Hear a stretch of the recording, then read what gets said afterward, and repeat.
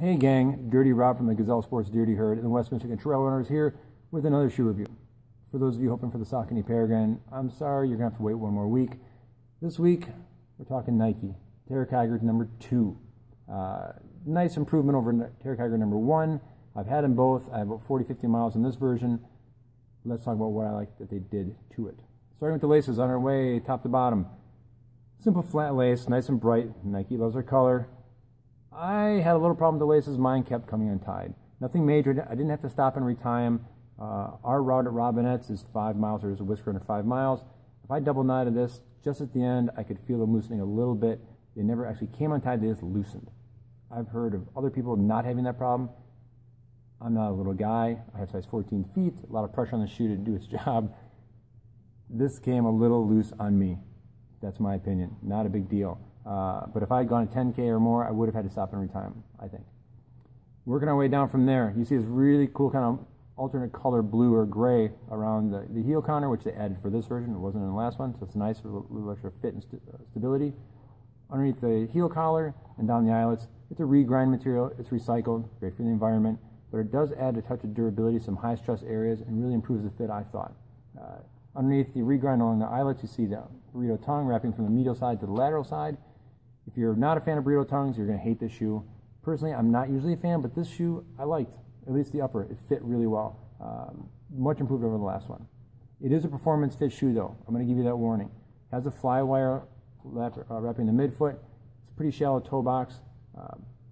Part of a shoe, if you read a shoe review that says it's a performance shoe, expect a tighter fit shoe. There's not a lot of room to wiggle in here.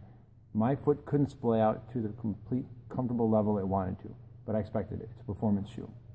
One thing I will call out that I liked on the upper is this cool regrind material they added along the toes. I think you can see it there. Nice, durable overlays that it's going to give your toes something to scratch against, so you're not going to rip through this upper, which I thought was pretty nice. A lot of shoes, you see them nowadays with shoes, as companies make their uppers lighter and thinner, more and more toenails are coming through for those people who lift their toes, which, by the way, you shouldn't do. But some people do. This is going to keep your toe from ripping through there, so it's going to add some durability to the shoe. Very nice touch. So again, greatly improved upper, much better fit. Not quite dialed in enough to get into my regular rotation personally, but a really good shoe. I think they're on the right track. And it shows. They're seeing a lot of famous people, fast people winning races and running in the shoe, and that's a good sign for them. So down to the midsole, air zoom units in the forefoot and the heel. It is a 4mm drop shoe. There is no rock plate in the shoe, but the zoom units do a nice job acting as a rock plate. So you're going to feel the sticks, you're going to feel the roots, you're going to feel things, but you're not going to get hurt by them. You're just going to know they're there, which is what you want.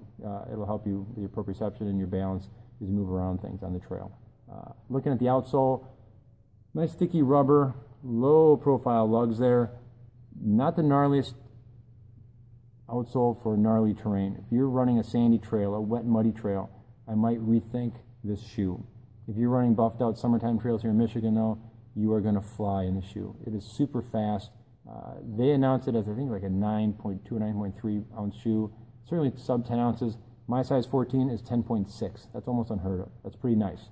That my trail shoe is almost under 10 ounces. So that's great. But again, be careful with the conditions you're running in. You might think that it's a hybrid shoe because of the low profile lugs in the design. It is not. This is a softer rubber. I did a little road experiment, and it definitely showed some signs just from 3 miles running road that this rubber is not prepared to take that. So keep it to the trails, dirt roads, gravel roads, whatever. Keep it off the pavement. It'll last you way longer. What else? $125, so it's right in the same price range as most everything else nowadays.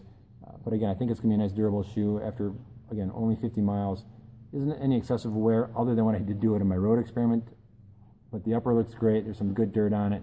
But other than that, it's a good shaped shoe.